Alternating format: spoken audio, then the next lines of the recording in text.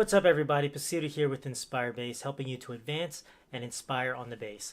So you want to be able to create movement in your bass solos. Well, in this video, I've got 3 ways to get you creating movement in your bass solos today using the minor 6 diminished scale. The first way is to move chords and arpeggios along the scale.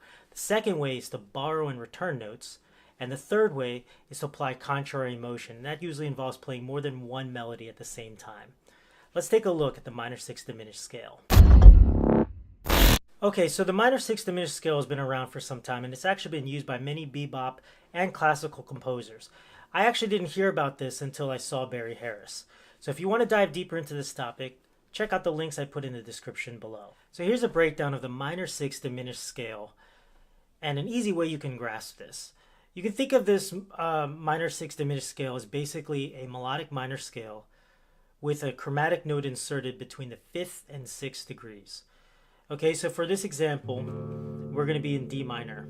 And a melodic minor scale in D minor would sound like this. Okay, so we have these notes D, E, F, G, A, B, C sharp, D. 1, 2, 3, 4, 5, 6, 7, 8.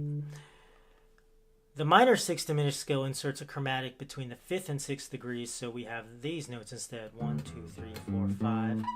Insert that chromatic. 6, 7,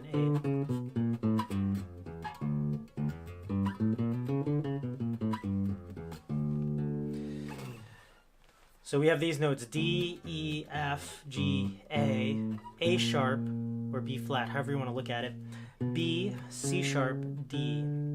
Now here's what's interesting about this scale. If you were to arpeggiate each degree of this scale, you will find that you're essentially arpeggiating only 2 different types of chords. A minor 6 chord and a diminished chord. The diminished chord is essentially a rootless dominant 7 flat 9 chord, but for this lesson you don't have to get caught up in that fact that diminished chords are really just a rootless dominant 7 flat 9 chord. Just think of these 2 chord types, a minor 6 chord type and a diminished chord type. So that brings us to our first way of creating movement in your bass solos, and that is basically just playing chords and arpeggios along this scale. And this is how you would basically create a chord or arpeggio. You're essentially just going to take every other note of the scale. So if this is our scale, okay, so 1, 2, 3, 4, 5. It's now an 8-note scale. 6, 7, 8. And the octave being 9. 1, 2, 3, 4, 5, 6, 7, 8. Okay, so I'm going to take the notes 1, skip 2, 3, skip 4, 5, skip 6, 7. Okay, so that is my arpeggio, my first arpeggio, and that is a minor 6 arpeggio. Okay. Now if I go in the 2nd degree, I'm going to skip this note, skip this note, skip this note, okay, and I end up with this arpeggio, and this is a diminished arpeggio. Okay, so you're going to move chords and arpeggios along this scale. And what I recommend is get comfortable playing different types of minor 6 and diminished shapes for this, minor 6 diminished scale. Also get comfortable playing fragments of those shapes. So this is essentially still the same as this. I'm just leaving the 3rd out. This shape I'm leaving the 5th out. There's a diminished scale chord. They're all the same. So I'm just taking the arpeggio and I might leave 1 note out. And the reason I'm doing that is really because on the bass, you have limited strings, but also there's a certain clarity that you get with 3, with playing chords with just 3 strings. You can do 4, so and I still think it sounds good, but you can certainly move around much more fluently, you know, without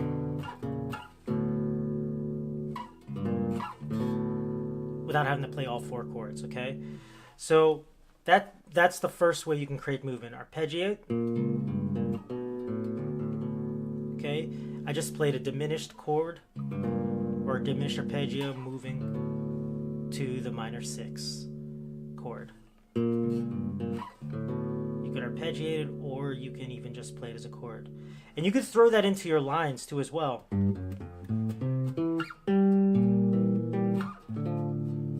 Okay.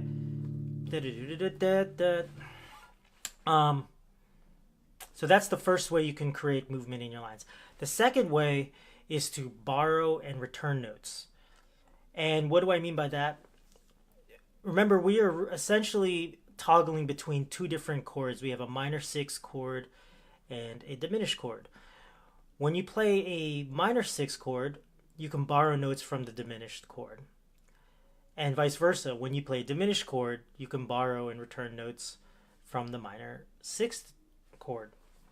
So here is, for instance, I'm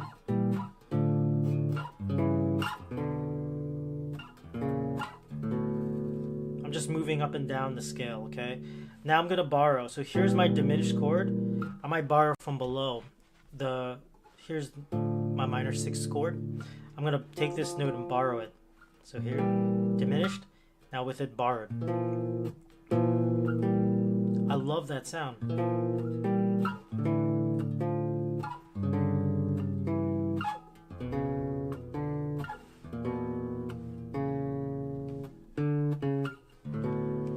Okay, so I'm just simply borrowing and returning notes. Borrow, return, borrow, return, borrow, return, borrow, return, borrow, return. I can even do it in this one. Borrow and return. So listen to how that would sound.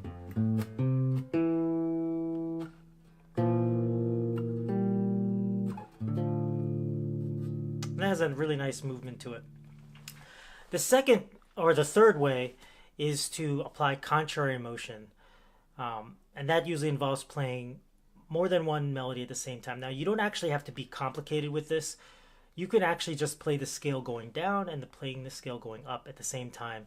And that'll actually, you know, be just enough to achieve the same exact effect as, you know, this feeling of contrary motion. So we have this D minor 6 diminished scale.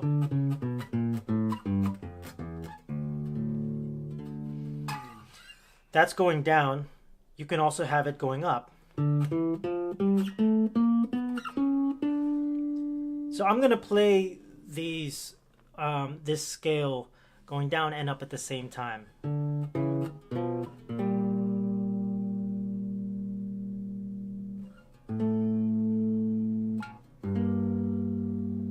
then I'm pretty much out of fingers here. But the melodies don't necessarily have to go, you know, just down and just up. It can go, one melody can go down and up. So I can go something like this, while this one just continues up. Okay, so you still hear this.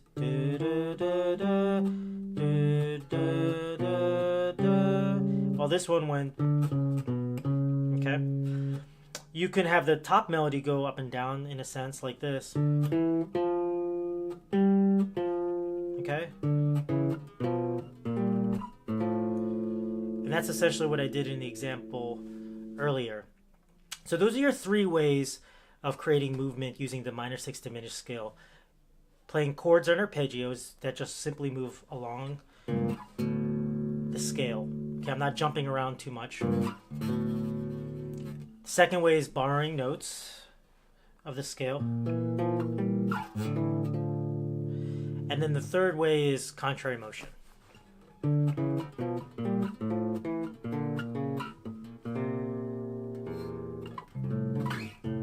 Okay, so that's 3 ways you can create movement in your bass solos using the minor 6 diminished scale. All right, now it's time for the question of the day. How have you applied the minor 6 diminished scale in your bass solos? Let me know in the comment sections below. Thanks so much for checking out this video. Definitely subscribe for more videos just like this. Until next time, keep advancing and inspiring on the bass. See you soon. Here's